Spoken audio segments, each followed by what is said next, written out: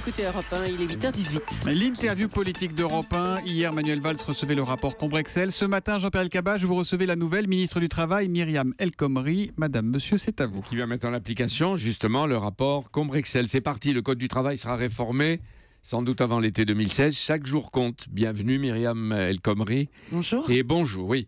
Les uns espéraient un vrai chambardement, familièrement dit un bing-bang, etc. Les autres le redoutaient. Résultat, c'est un signal, mais un signal plutôt prudent. Écoutez, ce rapport est important parce qu'il propose des réformes structurelles.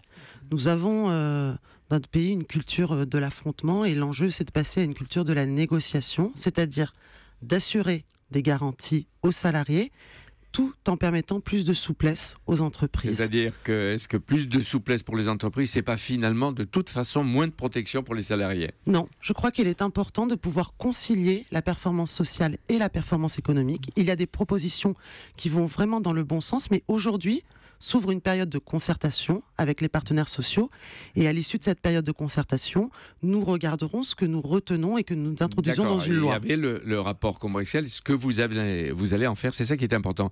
La réussite éventuelle de cette réforme, Myriam El Khomri, est-ce que c'est une arme, une vraie arme contre le chômage?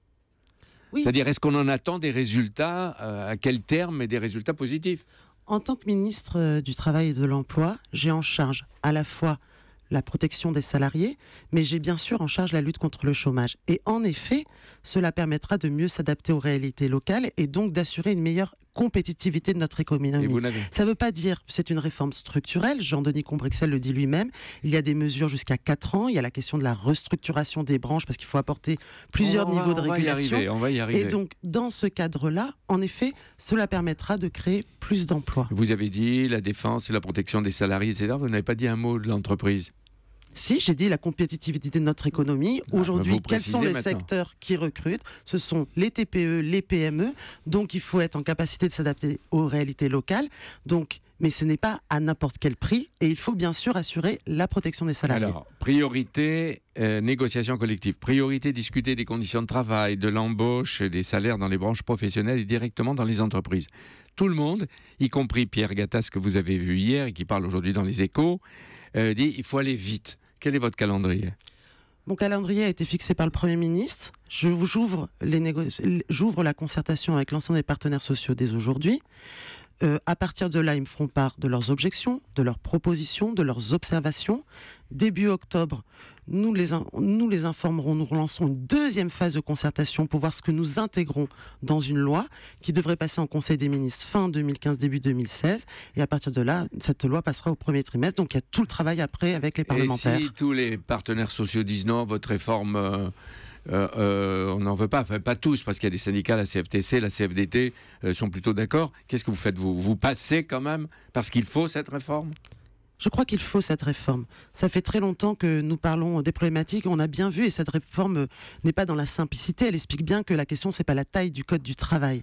Elle explique qu'il faut des niveaux de régulation et il faut que nous ayons des grands principes qui permettent justement de ne pas déroger à la protection des salariés. Mais est-ce qu'on entame de grandes réformes si près de la fin d'un mandat présidentiel et d'une législature?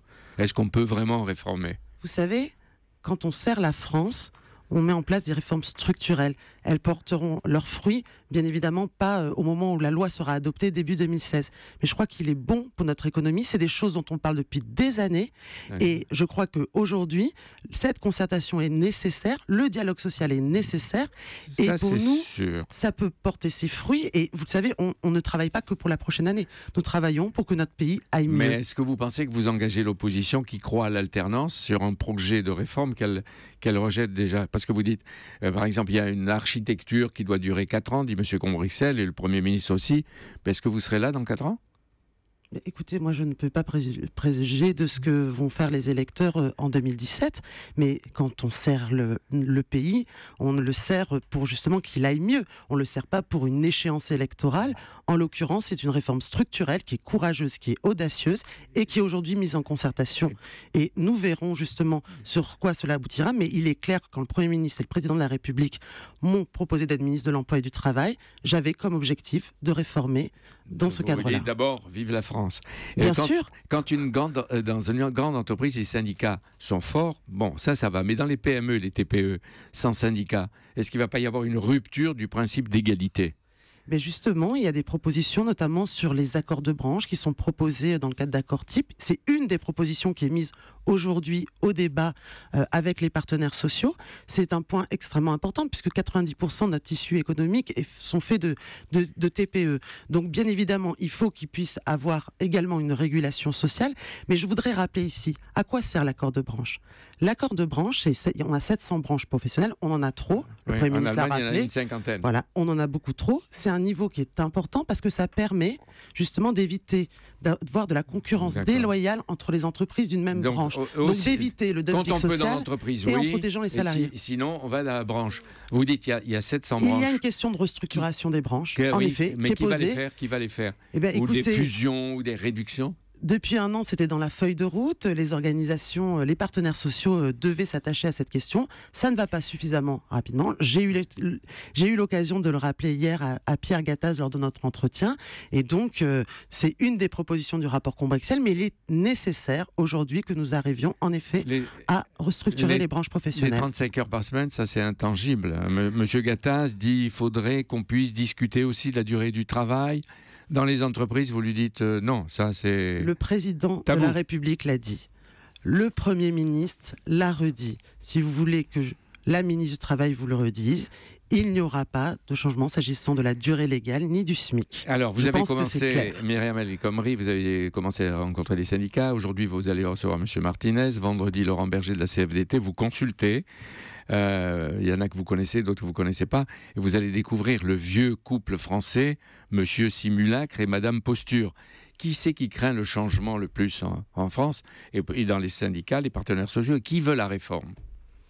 Écoutez, moi j'ai des bons contacts avec l'ensemble des partenaires sociaux. Nous parlons bien sûr de l'agenda social, nous parlons du rapport de Jean-Denis Combrexel, nous parlons de la conférence sociale, mais nous parlons aussi du climat social dans les entreprises, des difficultés des entrepreneurs, des secteurs sous tension, c'est un apprentissage accéléré pour vous? Mais c'est... Vous savez ce qu'on dit, vous savez ce qu'on lit. Il faut être concret et constructif. On dit Myriam El Khomri, elle n'a aucune expérience de l'entreprise, c'est vrai?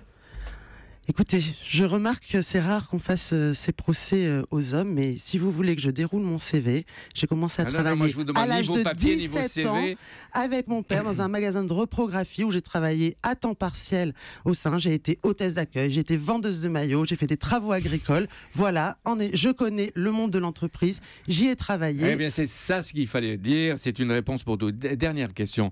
Emmanuel Macron a défini 12 zones touristiques dans la loi Macron, etc. Est-ce que vous êtes d'accord? Est-ce qu'il faut appliquer la loi sur le travail du dimanche?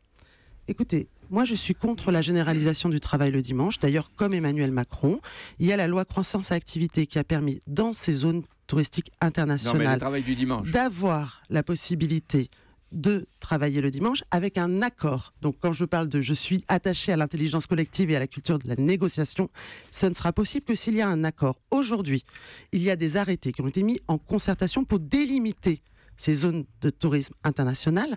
Et donc, à partir de là, laissons les partenaires sociaux, les représentants des employeurs et les élus parisiens que M. Macron croit que c'était les 12 zones touristiques internationales, il croyait fixées. C'est une proposition. Ce n'est pas donc. Ça va être modifié. C'est une proposition. Ça va être modifié. Attendons la fin de la concertation. C'est une proposition qui a été faite aux partenaires sociaux et aux élus parisiens. Attendons les remontées et à partir de là, nous définirons les zones touristes internationales. On est sur la même ligne. Il y a des désaccords. Pas du tout. On est sur la même ligne. Merci. Madame Merci à vous. El Khomri d'être venue ce matin. Il y a un homme qui n'a pas réussi à inverser la courbe du chômage, c'est François Hollande. Et vous, est-ce que vous êtes certaine d'y arriver, à l'inversion de cette courbe? Écoutez, il y a plusieurs outils qui ont été mis en place par François Hollande dès 2012. Et ces outils commencent à porter leurs fruits, notamment en direction de jeunes dans certains territoires. Mais est-ce que Myriam El Khomri, ministre du Travail, va réussir à inverser la courbe du chômage?